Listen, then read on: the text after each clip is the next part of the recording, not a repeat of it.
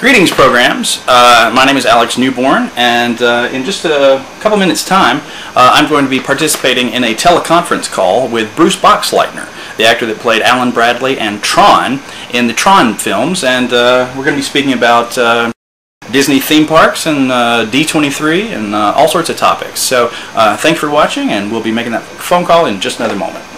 Your next question comes from Alex Newborn from IndoorExpress.net. Greetings, program. Greetings, Alex. How are you? I'm doing great. First question that I got to get off my chest. I am fortunate enough to call a certain author my mentor. So what did you think of the original Tron novelization by Brian Daley? Have you ever read that? I have a copy of it.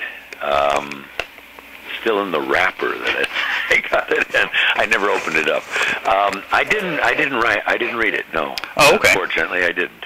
Well, he has passed, so I was hoping you could answer a question for me, but never mind. I was going to see if a particular line of dialogue had come from the screenplay or if it was something Brian came up with on his own. In the film Tron Legacy, there's a line of dialogue that Alan Bradley says to Sam. I'm curious about the subtext of that line. When he says, you know, what do you think's going to happen? Is he just going to be sitting there saying, hey, I forgot, you know, I lost track of time? And Alan says the line, I'm sure you probably recall it. That'd be something. What is Alan's subtext there? Does he know that Kevin Flynn was trapped inside a computer No. in the 80s? Okay. No. He has no idea. Simply a very whimsical, missing the best friend I ever had. See, Alan, after that, in my mind, in my subtext, was a very lost individual. Flynn completely disappeared off the face of the earth. I mean, one thing if he was killed in an accident, or we found him suicide, whatever it was, there would have been a finality to it. But it's like this guy has just disappeared off the earth, and no explanation. He helps raise young Sam Flynn, and also NCOM. He becomes totally useless there. Yes, he dresses nice, they put him up nice office and everything, but all the young Turks who have taken over the company, he lost it, you know. He lost his whole world after Flynn, his partner and best friend, disappeared. So it's kind of like a sort of a whimsical wish. Boy, wouldn't that be something if that's all this was? Okay, you know? I see. He was just sitting there. It was a very, not a lot to read into it. It's just, my God, I miss him. And wouldn't that be amazing if that's all it was? If that's where he was, sitting there. Of the various theme park tie-ins that Disney has done with Tron, including the D23 Expo that's coming up, Electronica, the old Super Speed Tunnel in the People Mover, and the Tronorail in Florida, which would be your favorite? What have you seen? What have you experienced? What have you liked? I haven't been to any of them. Oh, no! This is going to be brand new to me. I'm very excited. I want to go do it. I'm going to take my son with me. My youngest son, 15. He's the biggest Tron fan in the world. Well, I shouldn't say that. My two oldest boys call themselves the sons of Tron. But, 31 and 26. Well, they were certainly of the era of the original then, so yeah. They were. My oldest, I remember bringing him on the set. He was a little baby boy, probably a little more than a year old or something. And I remember him making a squeaky sound, or, you know, like a baby does, and I'm like, shh, get him off the set, get him off the set. Here comes Listberger. And he didn't recognize me at all. Oh. I said, hi, Sammy, and he just about screamed. Because who is this big guy with a white face and a helmet on and all this, you know? That was not my daddy. Anyway, I haven't seen any of these things yet, and I'm very much looking forward to it. What is your favorite? I'd have to say the Tronorail, because I'm more on the southern coast, and the Tronorail passed by, and I remember thinking, that's the coolest thing I've seen all day, and I'm at Epcot. Now, you mentioned Listberger just a moment ago. An old Steven.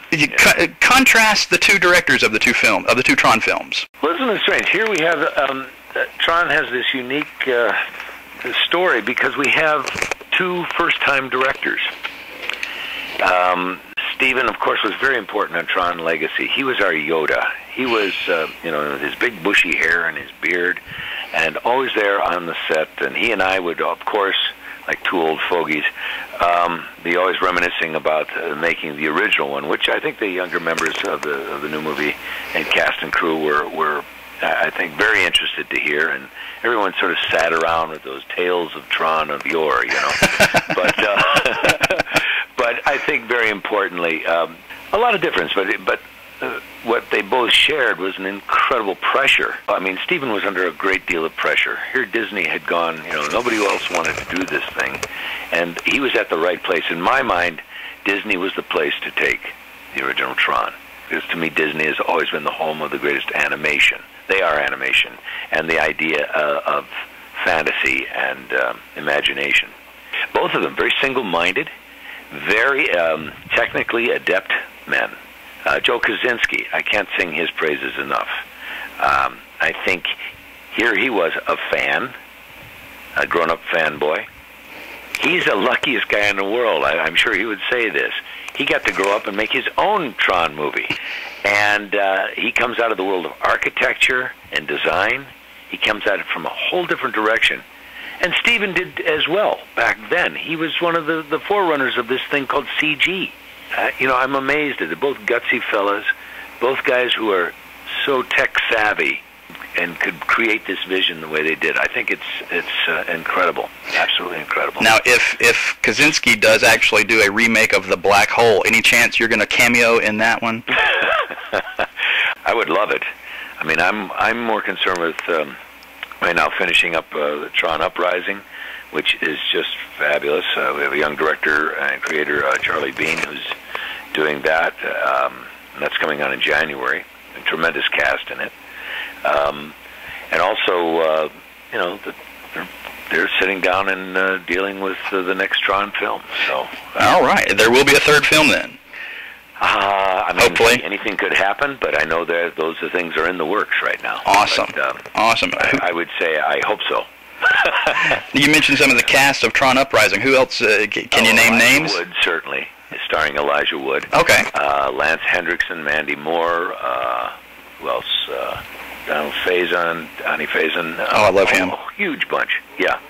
Huge. I can't even remember all the rest of them. But, of course, Lance Hendrickson was I always say, Lance, you have a graveyard voice.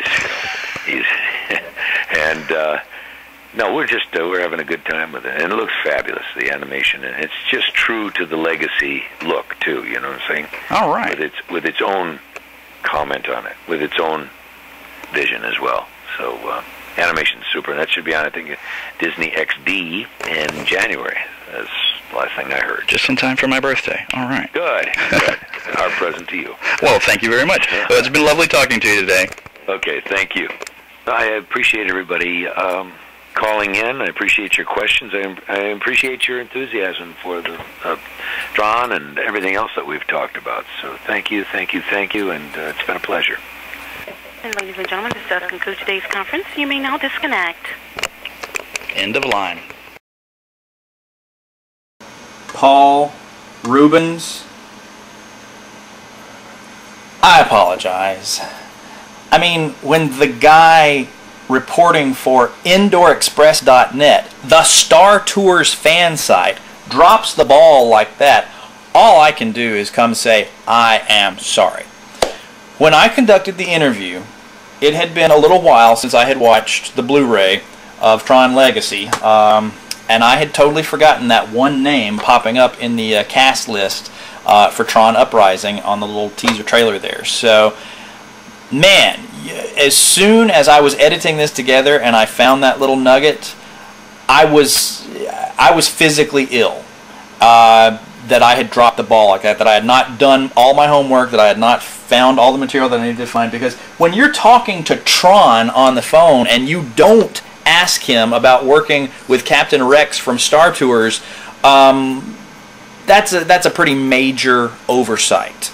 Now, the only thing that I can do is I have dispatched all of my compatriots from Indoor Express that are going to D23 while I'm stuck here in Alabama, that if they have a chance to talk to Bruce Boxleitner, to please ask him about working with Paul Rubens. However, in my defense, he did say that he couldn't even remember everyone that was in the cast. So he sort of touches on it. You could just sort of insert there, Oh, what about Paul Rubens? You know, I don't even remember everybody that's in the cast. Boom, there's your answer. Okay? So, anyway, I'm going to try to finish this up now and tag this onto the end. And, again, my deepest apologies to those of you watching. Sorry.